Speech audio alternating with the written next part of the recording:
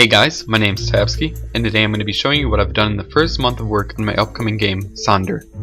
What you're seeing right now are these small clips taken at the end of each day, highlighting what was added in that time. These could be anything from gameplay functionality to aesthetic changes, but for this first month and probably the next couple of months, you're really only going to be seeing functionality added, and not too many permanent art assets as the game is brought up from infancy.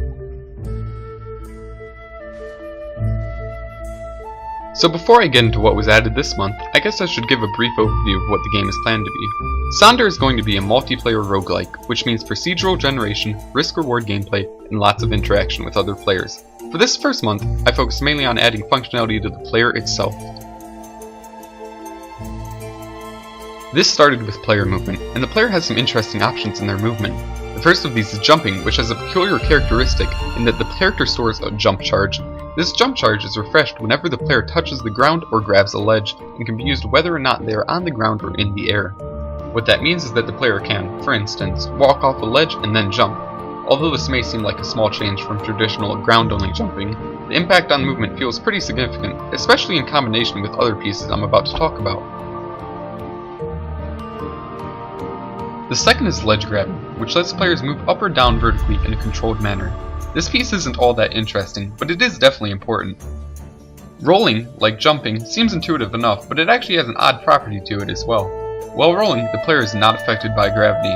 What this means is that a player can roll off a cliff without losing their vertical position, and then do something like jump with the jump charge system. Rolling is also a good combat option, as we'll see later.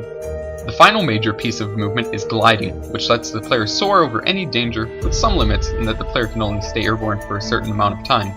Even with this low amount of polish the game currently has, movement already feels fairly smooth and natural. Moving on, this month I also worked on some GUI elements, particularly the inventory. What you may notice about the inventory is just the overall lack of it. Outside of potions, the player can only carry 3 items at a time: a weapon, armor, and an artifact. Each of these are responsible for a different component of the player's abilities: offensive, defensive, and magic, respectively.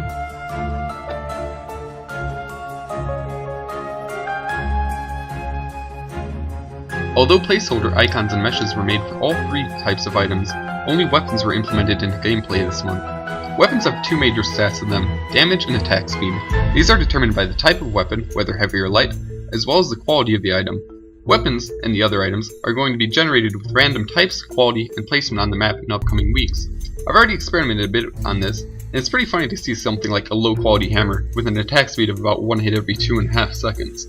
Although I will elaborate more on items in future dev vlogs, for now just know that they will be filled with so many random elements that they will be unique every playthrough.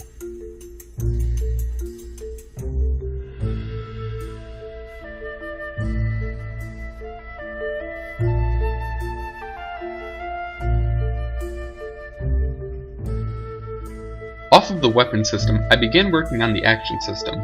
Right now the action system only accounts for basic attacks made by the player, but for the future, special attacks as well as spells will be implemented on this system as well. Basic attacks are heavily associated with weapons, as the action system is responsive enough to use the weapon stats to generate the attack.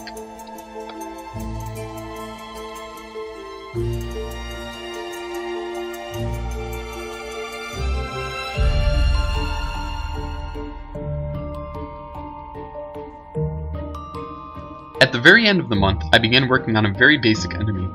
Although there isn't much to say about this now, just know that enemies, along with world generation, are going to be a huge focus for the next month.